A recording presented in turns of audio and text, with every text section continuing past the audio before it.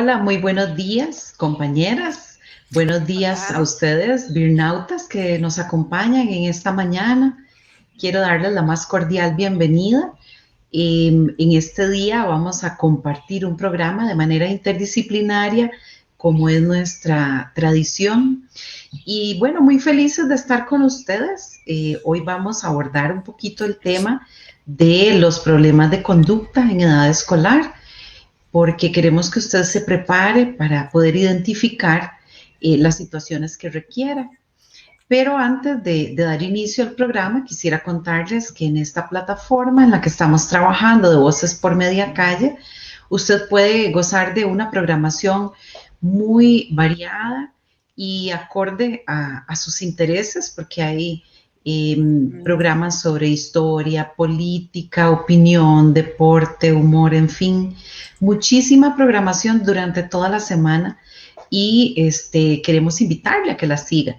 Particularmente en este programa nuestro del día de hoy, queremos invitarle también a que sea parte, a que usted escriba sus comentarios, que opine sobre el tema que vamos a abordar. Así es que muy buenos días, compañeras, bienvenidas también.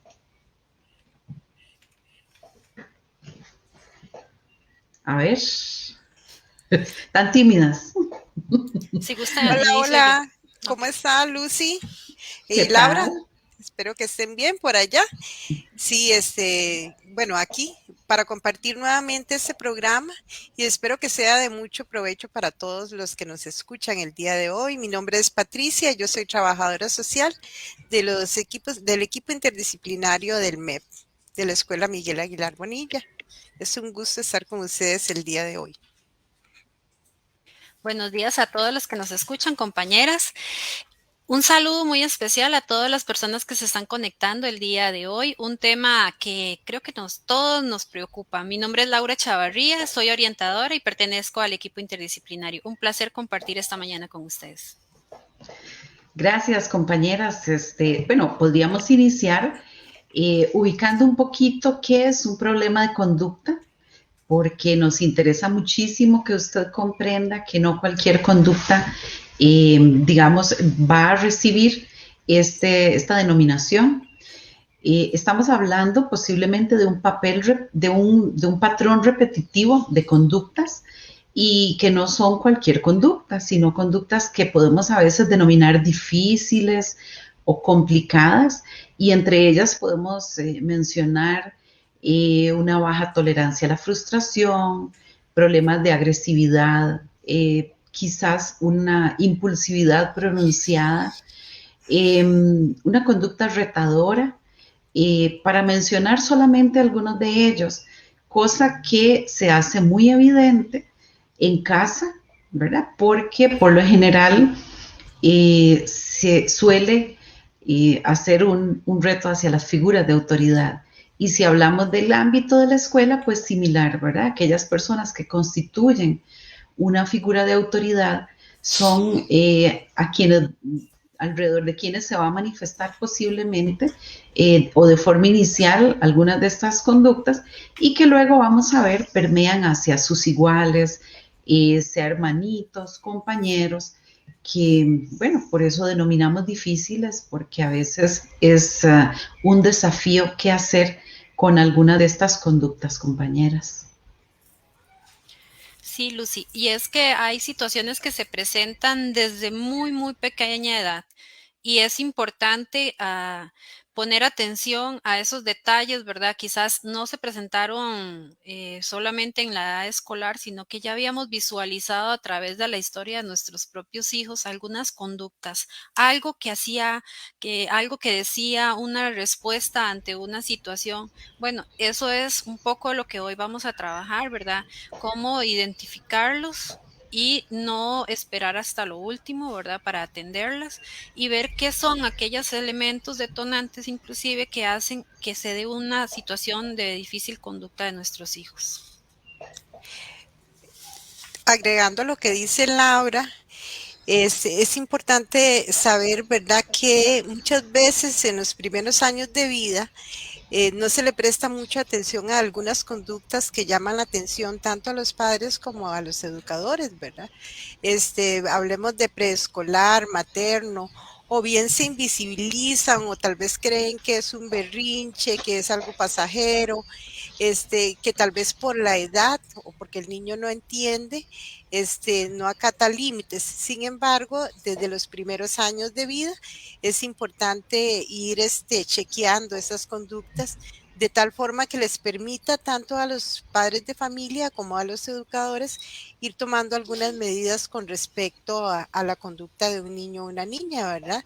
Y de esa forma, pues ya ir previendo, ir teniendo ojo clínico para poder determinar, ¿verdad? Si alguna conducta en específico es casual o bien se viene dando en forma permanente o más prolongadamente.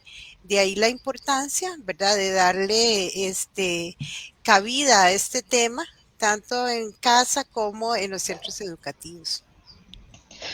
Sí, en este tema muchas veces son otras personas de la familia quienes nos alertan, que nos dicen, estamos identificando problemas. Generalmente las áreas de afectación están siendo alrededor del área afectiva y se manifiesta mucho en la gestión de emociones. Cuando hablamos de una afectación, a veces es en el aula, las maestras, incluso otras madres o padres de familia que van identificando también situaciones desafiantes, reto, ¿verdad? Que no estamos pudiendo manejar. Y es que cuando hablamos de baja la tolerancia a la frustración, por ejemplo, es que conductas, a ver, vamos a pensar en cualquier niño típico que quiere que el recreo dure un poco más. Bueno, eso cuando el niño o la niña, la docente le indica que tiene que ingresar al aula, pues lo acepta quizás a regañadientes, pero cuando hablamos de una situación que tiene un énfasis mayor, nos referimos a, por ejemplo, la no aceptación, el querer permanecer en recreo, el gritar, negarse a entrar o hacer, digamos, algún tipo de berrinche solamente por una cosa de estas.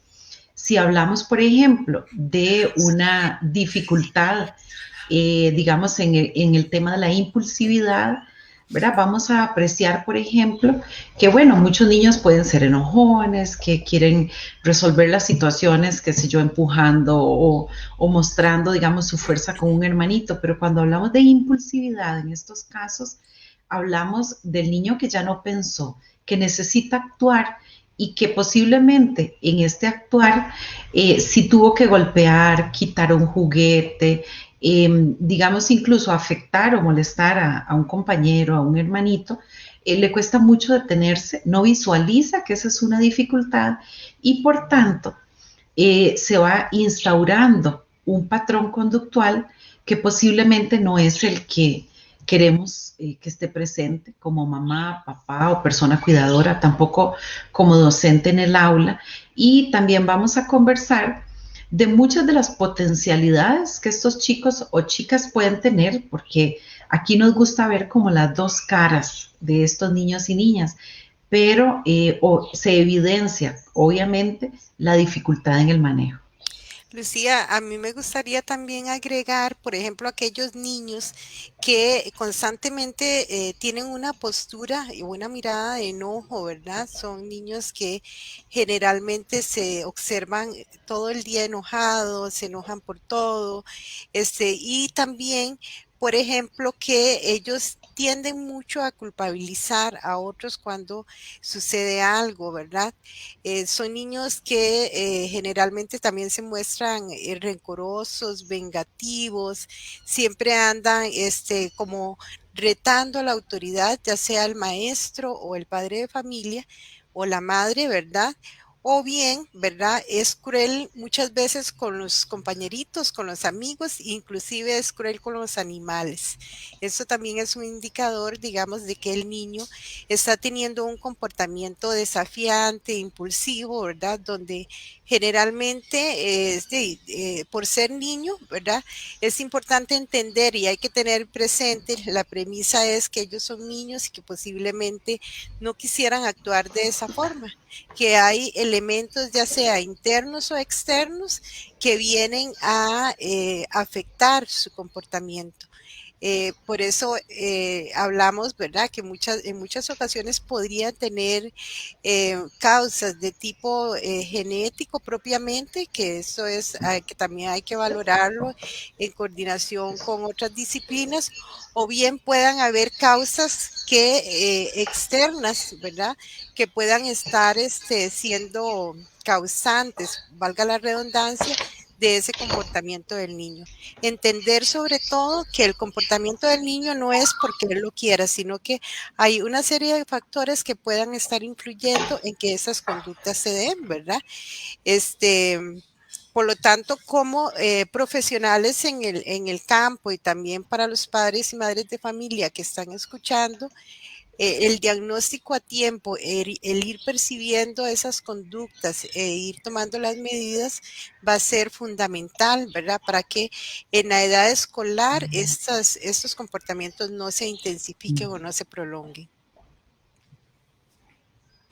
Gracias. Vamos a saludar a Irene Jiménez, que está con nosotros, y a Cintia Ruiz, y invitarles igual, si tienen comentarios, a que los realicen mediante el chat. Cuando nosotros hablamos de la crianza de nuestros hijos, estamos hablando de algo muy importante porque tiene que ver cómo nosotros fuimos educados, cómo es nuestro contexto, cuál es nuestra realidad. Y como bien lo decía ahora Lucía, hay conductas que pueden incrementarse. Si nosotros estamos detectando alguna situación difícil en el comportamiento de nuestros hijos, pongamos atención. No solo digamos que puede ser algo de la edad, porque puede haber otros detonantes, como igual lo decía Patricia, puede haber alguna condición, ¿verdad?, de tipo de desarrollo neurológico del niño o la niña que tenga no una enfermedad, sino un estilo de desarrollo diferente que hace que ellos aprendan a ver el mundo diferente. Entonces, de repente, estamos viendo que son muy hiperactivos, lo señalaba ahora Lucía, que son muy inquietos, que no se concentran, que no trabajan bien. Entonces, eso puede generar problemas de conducta en el aula. ¿Por qué? Porque son niños que se levantan constantemente, son niños que desatienden órdenes, y si eso no es encaminado correctamente, entonces estos niños y estas niñas van a convertirse en adolescentes desafiantes, en adolescentes que no aprenden a controlar sus impulsos y eventualmente en adultos que no saben controlar sus conductas. Entonces son los clásicos que todo el mundo dice, ay, ¿se acuerda cómo se portaba cuando estaba chiquitillo? ¿Qué caos era? Y véalo de adulto. Bueno, no, eso no es lo que queremos, ¿verdad? Queremos niños que sean felices, porque muy bien lo dice Patri, tenemos que atender la edad de desarrollo que se encuentran ellos. Es súper importante que nos ubiquemos en qué etapa de desarrollo están nuestros hijos y de acuerdo a esa etapa, bueno, veamos, leamos, investiguemos cómo ellos deben desarrollarse en el ambiente donde están. Y qué importante también, Laura, poder determinar ese tipo de conductas porque el problema de conducta es un fenómeno que es permanente, es habitual, ¿verdad? En muchas familias y en muchos centros educativos. Y esto afecta grandemente el aprendizaje y la participación de ellos en el proceso educativo. No solamente afecta el aprendizaje, sino también afecta todo lo que tiene que ver con la parte de socialización, de relaciones con otros compañeros y afecta directamente a la autoestima del niño. Cuando un niño o una niña está siendo rechazado por un problema de conducta, esto hace, ¿verdad?, que la autoestima también se vea afectada. De ahí la importancia de darle el lugar que esto merece en su momento y poderlo afrontar y de manera positiva, ¿verdad? Porque muchos padres y madres de familia generalmente cuando se presentan ante este tipo de situaciones se llenan mucho de culpa, ¿verdad? E incluso es pensar que tal vez no están haciendo las cosas bien, pero tal vez pueda que tengan un niño desafiante o un niño impulsivo, ¿verdad? En el cual es, como hablábamos anteriormente, no es que él lo quiera hacer así, sino más bien que hay algunos factores que pueden estar influyendo. El sentimiento de culpa que pueden sentir los padres y las madres es un fenómeno bastante usual. También como que se estigmatiza mucho a esa persona, sobre todo en los centros educativos, ¿verdad? Por parte de algunos compañeros. Ese niño que siempre está molestando, jalando el pelo, quitando, haciendo cosas a los otros compañeritos, y se viene a estigmatizar mucho, por lo cual también afecta a todo el proceso de desarrollo socioeducativo. Sí, en efecto, cuando hablamos o hacemos referencia a los problemas de conducta, los papás y las mamás generalmente tenemos al menos una intuición de que algo no anda bien, de que algo está siendo desproporcionado, está resultando pesado, ¿verdad? Como les indicaba, puede ser que una persona lo haya dicho, un hermanito se queje. Generalmente vamos a encontrar que hay una mayor propensión, o las estadísticas en Costa Rica nos muestran que hay más niños en afectación que niñas. Vamos a encontrar que posiblemente la mayor cantidad de ellos son detectados en esta etapa escolar, por eso queríamos como enfocar, ¿verdad? Se hacen más evidentes acá. Y en relación con lo que Patri decía, uno de los elementos sobre los cuales los papás y las mamás sí tenemos que trabajar muchísimo para poder identificar si se trata de una situación que hay que ajustar o si ya se está estableciendo pues un patrón conductual difícil, es el manejo de límites. Aquellos niños y niñas que tengan reglas ajustadas en casa, una estructura que le permita que se conozca cómo proceder o qué se espera de él, es un niño o niña que tiene más posibilidad de manejarse mejor. Sin embargo, en aquellos casos donde hay muchísima permisividad o, por ejemplo, donde no hay una consistencia y aquellos niños a veces los regañamos, a veces no, a veces corregimos, a veces no, puede ser que empiecen a generarse una serie de conductas que no encontramos adecuadas, pero que no se están, digamos, corrigiendo en el momento. Eso lo que hace es que se empiecen a instalar como formas cotidianas, ¿verdad? Por ejemplo, cuando un niño o niña grita, golpea, o incluso cuando muerde, ¿verdad? Son conductas que deberían alertarnos. Sin embargo, estos sentimientos de culpa de los que Patri habla es tal vez cuando no nos hemos percatado o, digamos, si tenemos algún tipo de alerta, la dejamos pasar. Y esta sí es una parte muy importante porque vamos a encontrar generalmente que se empieza a producir un desajuste de este niño entre la casa y la escuela. ¿Por qué? Porque en casa tal vez le van a permitir una serie de conductas que en la escuela no están en posibilidad de ser asumidas, y cuando se empieza a presentar esta corrección en la escuela, pues los niños obviamente van a saltar, van a encontrar que no es lo adecuado, que no están siendo comprensivos con ellos y desean, digamos, como establecer o solicitar o a veces incluso exigir algunas condiciones más favorables. Voy a leer acá un mensaje que pone Maritza. Buenos días, gracias de nuevo por tan hermoso programas. ¿A qué edad y cuál sería la conducta que un padre puede pensar necesita ayuda? Bueno, en realidad esto nos da pie para empezar, compañeras, a conversar un poquito sobre estas características, pero voy a leer el otro también, porque dice, mi nieto con 11 meses nos desafía, no hay forma de que haga caso, por ejemplo, de no tocar una planta, aunque se le castigue. Vamos a ir tal vez un poquito comentando, ¿verdad?, las situaciones, en realidad para las... pucha, ya se me olvidó cómo voy a quitar esto. Estoy más preocupada en eso que en el contenido. Dejémoslo un ratito. Musafis.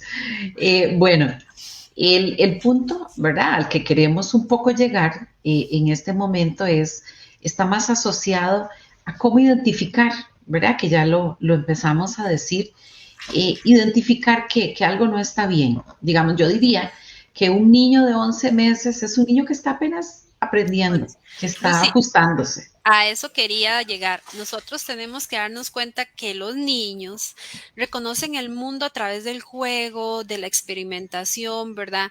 De saber cómo funciona y muchas veces les suena hasta divertido que uno le diga, no toque y tocan, no coma y comen. Por ejemplo, si a un niño un día se le da un fruto rojo, redondo, y que él le gusta y que lo sabrosea, uy, va a entender que eso es a esa edad, por ejemplo, 11 meses, va a decir, uy, esto es rico, me lo voy a comer. Entonces ve una bolita roja, redonda, se la va a echar a la boca. Es automático, porque dentro de su, digamos, su apreciación del mundo, rojo, redondo, rico, me lo como.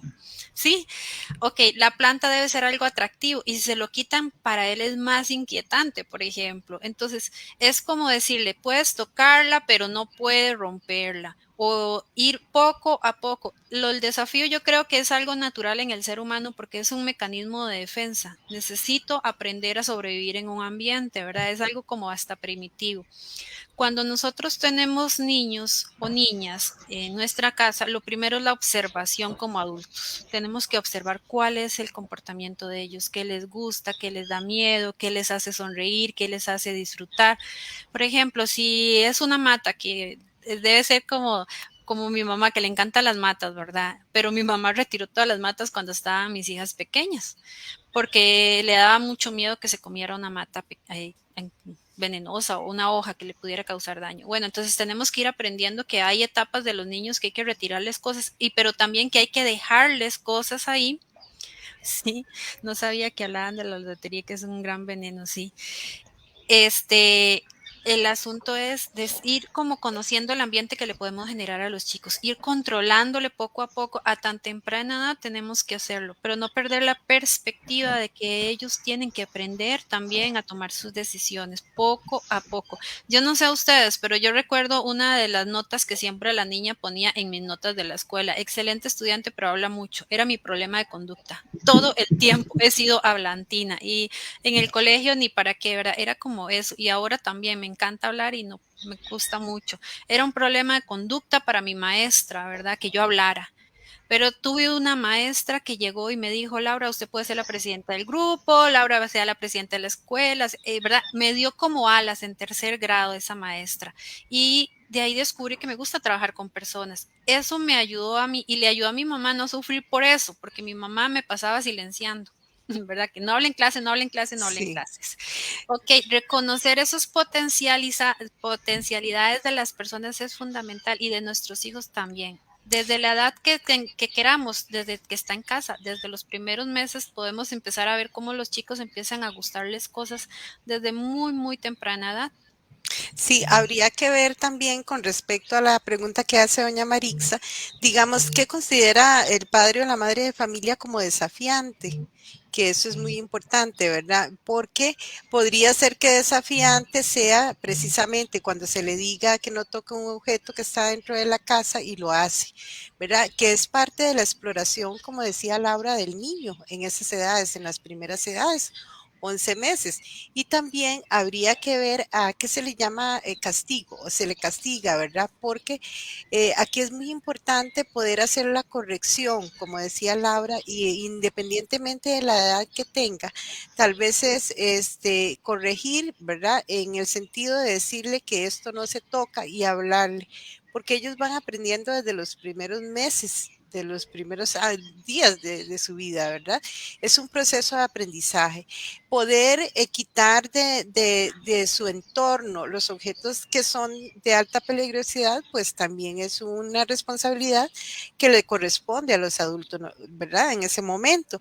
Entonces hay que tener en cuenta todos esos factores, porque si un niño a los 11 meses es desafiante porque anda explorando, yo creo que es parte de su proceso de crecimiento, De de desarrollo. aprendizaje. Ahora, un Sí. niño es desafiante cuando grita, ¿verdad? Un niño es desafiante cuando se revuelca, ¿verdad? Grita, llora mucho constantemente, cuando no atiende a un llamado, a un límite, ya hablemos después de los 3, 4, 5 años, cuando ya ellos van retando a la autoridad. tal vez ese es el periodo donde sí hay que prestar más atención. Y lo vemos también cuando ellos entran en el proceso de materno y preescolar, ¿verdad? Ya ellos van tomando cierta personalidad que son las características que ya van a definir al niño. La personalidad va a determinar también el comportamiento de cada niño o niña. Sí. Entonces, en estas edades es importante ya ir prestando atención, 4 años, 5 años, ir definiendo ya que no es propio de su edad, ¿verdad? Que ya es un niño que puede atender a un llamado, a un límite cuando están claros. Aquí es muy importante también poder definir ese límite con rigor, ¿verdad? Y con amor. Eh, Se habla inclusive de ciertas edades poder tener desde los padres de familia una postura de acuerdo a su edad, si tiene que inclinarse, sentarse en algún lugar o hincarse para que se vea en la misma posición es necesario, ¿verdad? Poderlo hacer y hablarle con firmeza, pero no utilizando tal vez algunos medios como el grito o el castigo físico que muchas veces se utiliza, porque la idea es que ellos aprendan, ¿verdad? Que corrijan esa conducta y no es tanto tachar al niño como tal, sino la conducta propiamente. Sí, yo a eso agregaría también que alrededor de los 2 años el niño o la niña ya reconoce el no. Y aquí es muy importante, cuando un niño o niña ya sabe cuándo es sí o cuándo es no, aprende a manejarlo, ojalá adecuadamente. El punto aquí es el equilibrio de no tener demasiado no. En relación con el bebé que mencionaba Maritza, aquí una recomendación general para él y para cualquier niño es que nosotros tenemos que generar alternativas, porque no se trata solo de eliminar o de quitar lo que no puede hacer, sino llamar su atención hacia otras cosas que sí va a poder hacer. Entonces, la planta no la va a poder tocar. Incluso decía Vicky Blanco, que le agradecemos su comentario también, que hay plantas que pueden ser peligrosas, ¿verdad? U objetos, cosas en la casa que son peligrosas. Pero necesitamos hacer o brindar esa otra alternativa, llamar la atención sobre estas otras cosas. Y vean qué interesante, porque aquí es como un asunto de énfasis, ¿verdad? ¿Qué pasa si ya estamos hablando de un niño que no acepta el no, que tiene baja tolerancia a la frustración, que tiene dificultades con sus impulsos, que posiblemente no gestiona adecuadamente sus emociones, entonces lo vemos muy irritable, muy hostil, muy respondiendo de manera muy difícil. Toda esta, digamos, situación que nos plantea que no se encuentra en control es donde ya nosotros tenemos que decir, ay, voy a buscar ayuda, ¿verdad? Incluso porque hay lo que los médicos llaman comorbilidades, ¿verdad? Digamos que a veces podemos tener combinación de situaciones o de diagnósticos, ¿verdad? Porque típicamente, vamos a decir, un niño empieza a mostrarse difícil, ¿verdad? Pero ya cuando está escolarizado, por ejemplo, le diagnostica un trastorno por déficit de atención y entendemos o nos explican que muchas de sus conductas impulsivas se deben a una situación bioquímica propiamente, ¿verdad? Allá estamos hablando diferente, no es que quiere romper todos los límites porque hay una necesidad de desafiar a sus padres, ya hay otra situación. Podríamos estar hablando del trastorno negativista desafiante, que también podría estar combinado o en asociación con un problema de conducta. Cuando vamos sumando todos estos elementos, vamos a decir también que necesitamos a la par encontrar formas de manejarlas adecuadamente, porque no se trata solo de diagnosticar o identificar, esa es la primera parte. La segunda es, ¿y qué hacemos con ello? ¿Verdad? Lucy, Porque ya, ajá, a eso iba. Es muy importante eso que dice, porque nuestros hijos o hijas tienen una personalidad que vamos a ir a acompañar a que ellos lo vayan moldeando. Lo que vamos en problemas de conducta, lo que vamos a trabajar es el problema de la conducta, no al niño, no vamos a pretender cambiarlo. Ellos van a ir moldeando todo su proceso, su personalidad, van a aprender a tomar decisiones, a elegir Y a poco el trabajo que nosotros vayamos haciendo de acompañamiento va a tener frutos positivos. Sin embargo, si nosotros vamos detectando estas situaciones que no hace caso, que desafía, que grita, que es impulsivo, que pelea, los famosos berrinches en públicos que creo que todos los papás le temen, ¿verdad? Entonces ya estamos enfrentando una situación diferente a aquel niño que explora, que toca, que mira, que chupa, ¿verdad? Cuando están muy bebés es diferente. Entonces, si nosotros vamos Vea, detectando vea esas señales, Laura. ajá, dice la lotería, con solo que le echen a la boca un pedacito, se forman unos No cristales en la sabía. garganta que se van cerrando hasta que muere y que no pueda respirar. Bueno, imagínese eso le pasa a un niño corriente, pero hay un niño que todavía tiene algunos detonantes con alergias, ¿verdad? No quiero ni pensarlo. Eso es lo que nosotros, el ambiente controlado que tenemos que generar. Hay cosas que tendremos que retirar, pero también, como dice Lucía, habrán cosas que tenemos que enseñarles a convivir con ellos. Por ejemplo, si tienen cosas, adornos pequeños, no se trata que nuestra casa se quite todo, sino que ellos aprendan que hay espacios para el juego y espacios para compartir en familia, que hay cosas de mamá y papá y hay cosas que no. En respuesta un poco a lo que decía doña Maritza, lo que nosotros tenemos que hacer es importante establecer las reglas en casa, pero no son mis reglas, son las reglas de la familia. Todas las personas adultas que están a cargo de esas personas menores de edad tienen que participar y estar de acuerdo, porque ya lo hemos hablado en otros programas, cuando papá dice sí, mamá dice no, viceversa. ¿Qué tenemos que hacer? Bueno, si nosotros detectamos que nuestros hijos tienen alguna condición de conducta que más que nos afecta a nosotros en nuestra autoestima o nuestro orgullo, que les está afectando a ellos para socializar, para estudiar, para tener amigos, para incorporarse a grupos sociales, ¿verdad? Que son importantes para su desarrollo socioemocional. Entonces es cuando tenemos que hacer el alto y decir, bueno, hay que poner estas reglas, hay que seguirlas y hay que verificar que se cumplan, porque este proceso es continuo y creo que nunca vamos a terminar con la crianza de nuestros hijos, así sean adultos, siempre vamos a tratar de beneficiarlo. Bueno, pero ¿qué significa eso? Lo primero es conocer cómo son nuestros hijos, cuáles son las respuestas y cuáles son las conductas que yo puedo hacer. No puedo decir voy a pasarlo castigando todo el tiempo, yo creo que es agotador, ¿verdad? Bueno, y sumado a eso, Laura, que yo creo que es fundamental también, ¿cuáles son los contextos en los que estos chicos se desarrollan, verdad? Porque un panorama que ya mencionamos son las reglas, los límites, decíamos, pero también, digamos, un contexto de violencia va eventualmente a tener una incidencia muy elevada sobre estas conductas. A ver, no podríamos decir que el niño golpea porque es impulsivo, quizás también puede ser un patrón que está acostumbrado a ver y una forma en que él resuelve, ¿verdad? Entonces, de aquí, ¿qué nos interesa comprender? No solo mirar al niño, sino tener una adecuada observación sobre cuál es el contexto familiar que hay, porque aquí ya vamos a ir determinando si el niño está reaccionando así o si hay una intencionalidad en muchas de estas conductas, ¿verdad? Que cuando ya vemos que es un trastorno establecido, ¿verdad? Y que eso pues va a tomar tiempo, ¿verdad? Y va a tomar, digamos, la parte diagnóstica nos habla de conductas digamos, una serie de conductas que se miran en un periodo mínimo de 6 meses, ¿verdad? Y son varias, pero no hemos llegado a este panorama, sí es muy importante la observación que hagamos sobre no solamente las respuestas que está emitiendo el niño, sino de cuál contexto viene, ¿verdad? Patri, por aquí Sí. hay otro mensajito que tal vez puedes leer. Dice, he quitado adornos y otras cosas.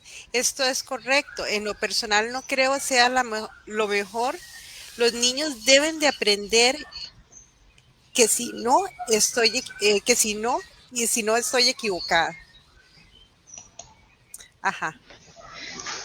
Sí, Sí, bueno, al respecto yo diría que hay estilos, ¿verdad? Laura hablaba ahora de retirar. Yo nunca retiré adornos y algunos los perdí, otros sobrevivieron, ¿verdad? Yo creo que esto es una cuestión de comodidad, porque los niños en el aula no se les hacen condescendencias como algunas que tenemos en casa.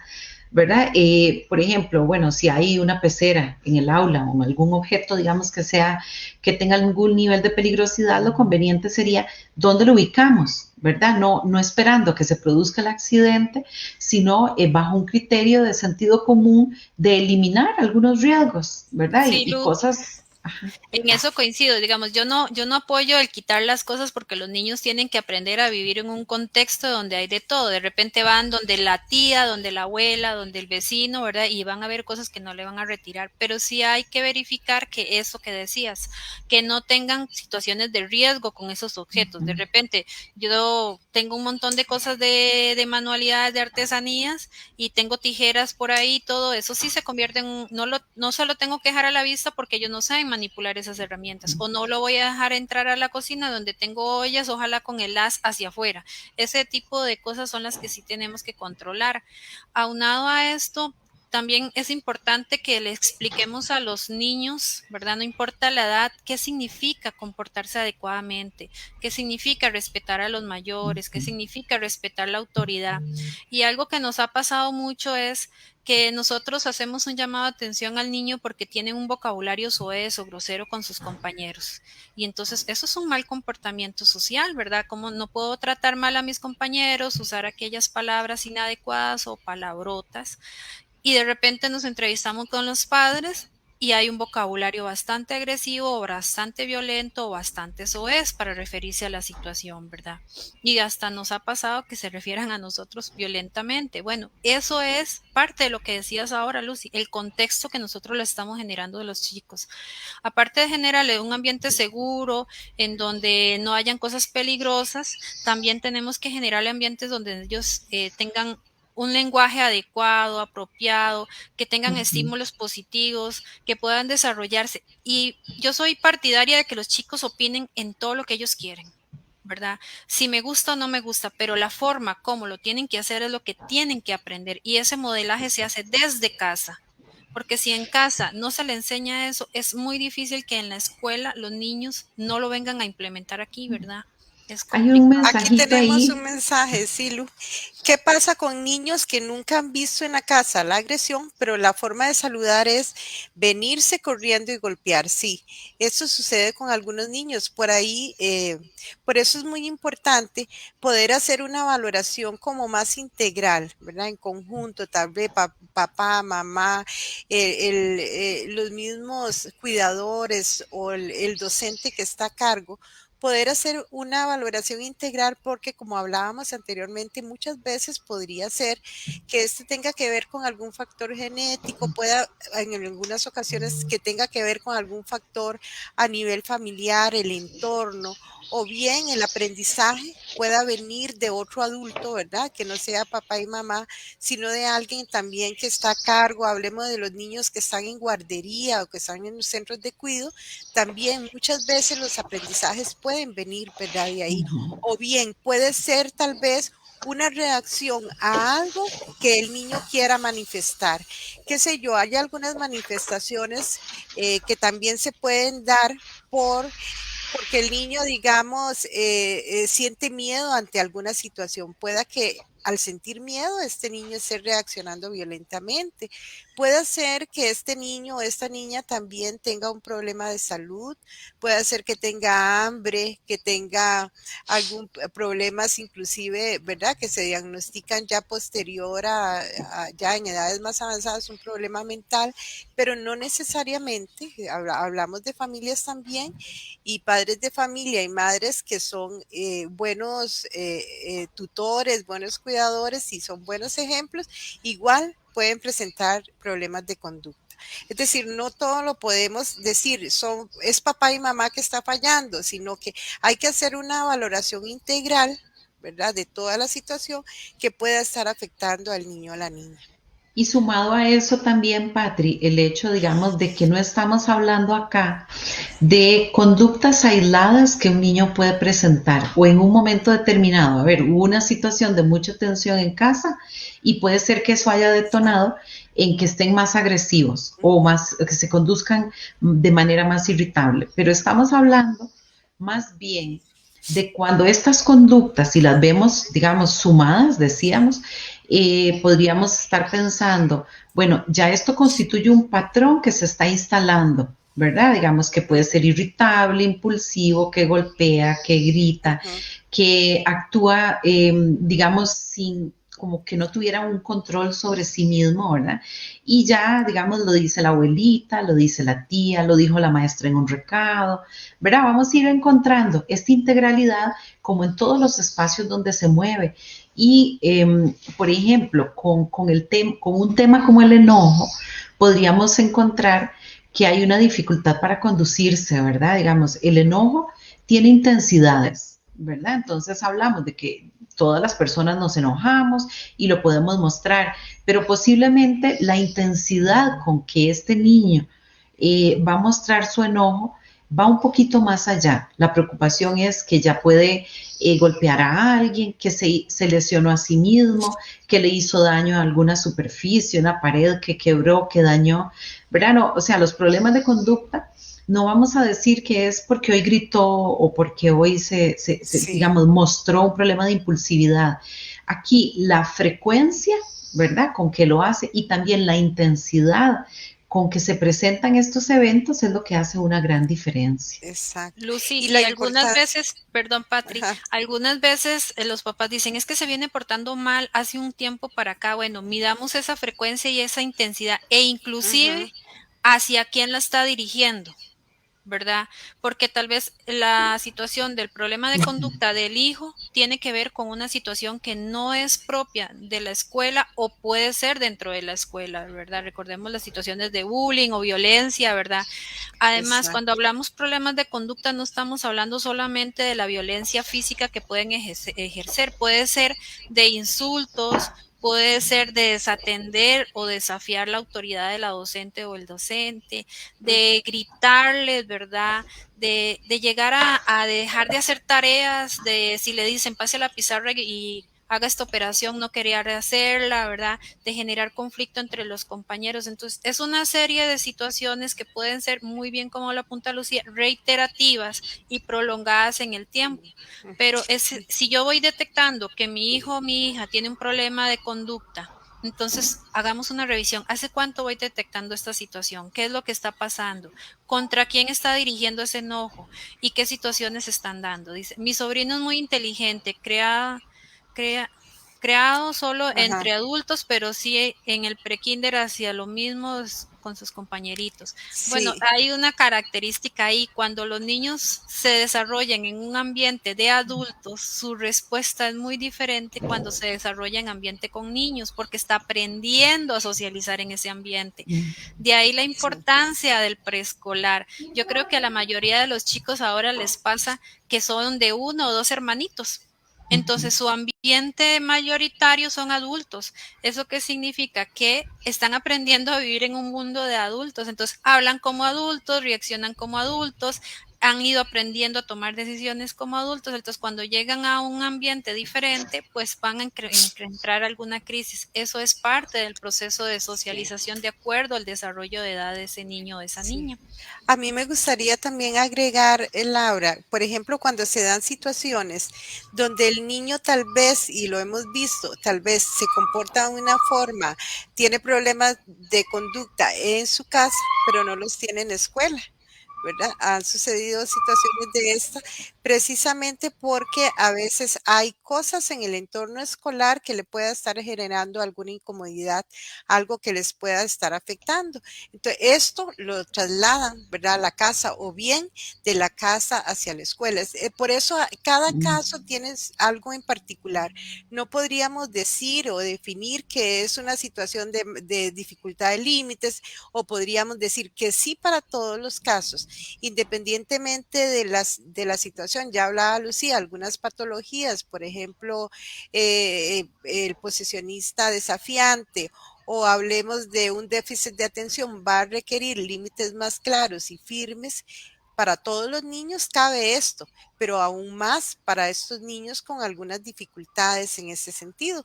Entonces, poder hacer esa valoración integral es muy, muy importante, pero también poder tomar cartas al asunto, tomar cartas en el asunto, porque si esto si esto se prolonga, entonces, como hablaba Lucía, esto va a ser un comportamiento que se va a arraigar en el niño y se naturaliza, ¿verdad? Este niño, así es que si aporta agresivo, ya ellos saben cómo reaccionar ante esto o no toman ninguna medidas. Entonces, ir poniendo límites en ese sentido va a ser fundamental, que lo realicen tanto en los centros educativos como en sus casas o por parte de los cuidadores. Entonces, el abordaje, vean ustedes, que tiene que ser integral. De nada nos sirve a nosotros decir que en casa, en escuelas se están poniendo límites si en casa no se trabaja en el mismo sentido. Por ahí también la necesidad de poder ir definiendo cuáles son las conductas que se requieren modificar. Y hablemos de 3 conductas, porque si hablamos de niños con problemas de conductas, posiblemente van a haber muchas, pero trabajar en 2 inicialmente e ir paulatinamente una vez que se modifique una, va a ser esencial, esto en coordinación del centro educativo con el hogar.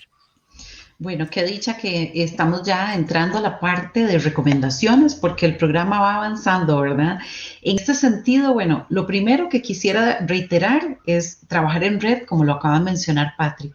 Este vínculo, esta comunicación entre la familia y la escuela va a ser fundamental una vez que nuestros chicos ya están escolarizados, sea el CEN, sea el preescolar, primaria, incluso momentos en que secundaria nos advierte de la necesidad de hacer esta coordinación.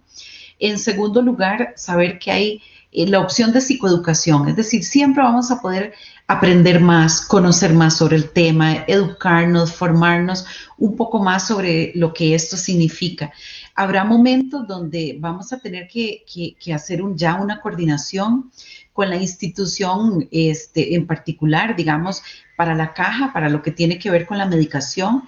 Si ya estamos hablando de un diagnóstico de un niño que ya probadamente hemos encontrado que tiene dificultades muy severas, muy pronunciadas, se hace también una valoración de la medicación y esto lo hace el médico exclusivamente, ¿verdad? Si esto en algunos casos ayuda a inhibir la conducta difícil, ayuda a que se genere más autocontrol, un poco mayor de dominio, esto va a hacer que los niños sean más manejables en casa o más manejables en la escuela. Y una otra recomendación que me gustaría mucho hacer es que entre más temprano hagamos esta detección e intentemos hacer un mejor manejo de la situación, más positivo va a ser, ¿verdad? O sea, ¿quiénes? Todas las personas. Porque como decía Patricia, no es lo mismo, ¿verdad? Modificar una conducta que tal vez es más sencilla que cuando ya estamos hablando de todo un patrón conductual que hay que modificar. Y cuando encontramos, por ejemplo, una respuesta impulsiva, la respuesta impulsiva podemos trabajarlo a través de técnicas de manejo, a través de un modificador de conducta, eventualmente, ¿verdad? Lo que estamos tratando es de generar autocontrol en esta persona y eso puede hacerse desde casa o de manera muy temprana en la coordinación con el docente. Pero cuando ya las conductas, ¿verdad?, se van sumando, pues las técnicas tendremos que irlas también estableciendo o generando en sumativa. Lucía, en todo caso, ¿verdad? El acompañamiento por parte del hogar va a ser siempre el que el niño pueda en el proceso desarrollar habilidades. ¿Y habilidades para qué? Para que se pueda autorregular, para que se pueda, tenga la capacidad de manejar emociones, ¿verdad? ¿Por qué estás enojado? ¿Por qué estás triste? Muchas veces se trabaja en emociones solamente alegría, ¿verdad? Y toda esa alegría, y no siempre es alegría. Pueda que un día el niño esté triste o un día esté enojado. Bueno, ¿qué hacer? ¿Cómo gestionan ellos esas emociones? Inclusive, ¿cómo gestionan los adultos desde casa las emociones? Y si también va a ser un patrón que se está modelando en casa. Bueno, todos estos elementos es muy, muy importante poderlos analizar, ¿verdad? Regulación del comportamiento. ¿Qué van a hacer papá y mamá cuando hay un comportamiento X, cómo lo van a regular y cómo el niño, sobre todo aquí, es que el niño aprenda a regular su comportamiento, porque siempre, Haciendo, perdón, no siempre el Patri, papá, para terminar, no siempre papá y mamá van a estar ahí. Posiblemente lleguen a escuela, lleguen en la comunidad y cómo ellos aprenden a gestionar determinado comportamiento. Por ahí hablaba doña Marixa, él siempre es agresivo, ¿verdad? Llega y o golpea a los compañeritos. Bueno, ¿cómo lo van a manejar? ¿Qué es lo que va al niño? La importancia de tener amigos, de tratarlos bien y temas como esto que tienen que ver con la convivencia también. lo que Perdón. decía ahorita, voy a leer ese mensaje Ujú. de doña Rosa Emilia. Dice, mi nieto de 3 años se relaciona con adultos. El COVID no ha permitido que se relacione con vecinos de esa edad. Cuando cumplió 3 años, mi hijo le hizo un queque con 6 niños. Lloró todo el tiempo y solo quería entre adultos, como que tenía miedo a los niños. Es que es ese parte de esa regulación que tenemos que ir haciendo. Sabemos que esta situación ha cambiado las rutinas familiares y los estilos de crianza de todos los niños alrededor del mundo. Obligarlo a estar en un ambiente donde él no se siente bien, también le podemos generar más dificultad para que él se vaya incorporando. Hay cosas que tenemos que ir haciéndolo poco a poco, explicarle y darle tiempo, como lo decía Patricia, de experimentar esas sensaciones de temor, de duda. Bueno, el acompañamiento de nosotros los adultos es fundamental. Los más chiquititos que, por ejemplo, los que nacieron el año pasado, los que están aprendiendo a hablar, a socializar, van a aprender a ver un mundo muy diferente como nosotros lo Oh, vimos o como sí. lo vieron hace unas 5 generaciones atrás. Los procesos que podamos generarles de confianza van a depender de todas las recomendaciones que dijeron las compañeras, va a depender de cuánto nosotros nos estamos involucrando, porque no es tener hijos y mandarlos a la escuela, es cuánto nos estamos involucrando en esa crianza, cuánto conocemos a nuestros hijos. Para mí eso es fundamental, ¿verdad? ¿Cuáles son sus respuestas? No, como decía Patri, no solo a la alegría, sino al miedo, al temor, a la angustia, a la incertidumbre. Si en algún momento doña Jessica dice, le comenté a la psicóloga algunas conductas de mi hijo, pero ella dice que primero llevarla a un neurodesarrollista. Hay momentos en que tenemos que acudir a especialistas, observemos, ¿verdad? Hagamos una observación continua de las conductas de nuestros hijos. Cuando están escolarizados, de repente ellos en casa se comportan de una forma y luego de otra. Bueno, es parte del proceso. Los ambientes controlados tienen que darle también libertad de que ellos tomen decisiones, estar Y ahí. también, perdón Laura, también digamos que no todo lo va a resolver un neurodesarrollista, habrá cosas Ajá. que necesitamos empezar a trabajar. Por ejemplo, técnicas de manejo del autocontrol, para que lo podamos buscar también. Técnicas de resolución de conflictos o de problemas, son cosas que el niño necesita ir de manera operativa trabajando. Algunas habilidades sociales, como cómo conducirse en algunos espacios o en otros, porque del comentario de doña Rosemilia a mí me llama la atención, no nos da tiempo de hablar hoy, pero en COVID, en esta situación de pandemia, hay algunas particularidades de conductas que se están presentando, incluso muy regresivas. Y también lo que sería técnicas de manejo del enojo y de la frustración, ¿verdad? Para que no nos quedemos un poco con la sensación de que hasta que se lleve a un diagnóstico, porque además es un camino muy difícil, lo hacemos, si lo hacemos vía servicios públicos, ¿verdad? O más bien del servicio que conocemos, ¿verdad? Que usamos en Costa Rica, posiblemente va a ser un trayecto muy lento, pero sí podemos en familia, lo que ustedes mencionan, compañeras, ir trabajando algunas técnicas que ya es ir más allá de la identificación, es ir pudiendo generar contextos y una dinámica familiar y también escolar que le permita desenvolverse mejor a este niño. Sí, Sí, ese tema que señala Lucy de las conductas post-COVID, ¿verdad? Va a ser toda una investigación desde el área social que estamos por acá para trabajarlo, porque nosotros ya estamos viendo diferentes comportamientos en niños en el aula con respecto a lo que conocíamos, ¿verdad? Cómo se están incorporando ellos a la sociedad. Creo, compañeras, que el tiempo nos está ganando, ¿verdad? Voy a Sí. saludar a, bueno, nuevamente Irene, que se ha mantenido, a Cintia Ruiz, a Fulvia Jiménez, doña Rosa Emilia, que hizo el comentario, Ronnie Quiroz, Alan Chavarría y a Pame, que están conectados. Muchas gracias por acompañarnos el día de hoy.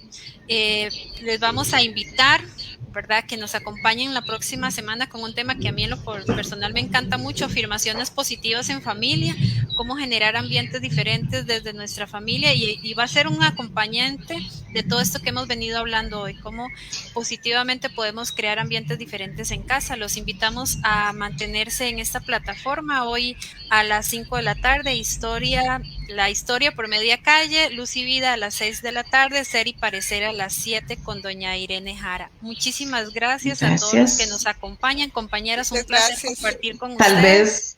Tal vez como una manera de cierre del tema que hemos abordado hoy, no tema a un problema de conducta. Si usted ya siente que necesita pedir ayuda, pues hágalo, ¿verdad? Lo importante es empezar a resolver aquellas cosas que sí podemos ir modificando del entorno. Muchísimas gracias por acompañarnos en este programa. Compañeras, a ustedes también las gracias. Igualmente. Gracias. Muchas gracias. Hasta luego. Gracias. Chao. Chao.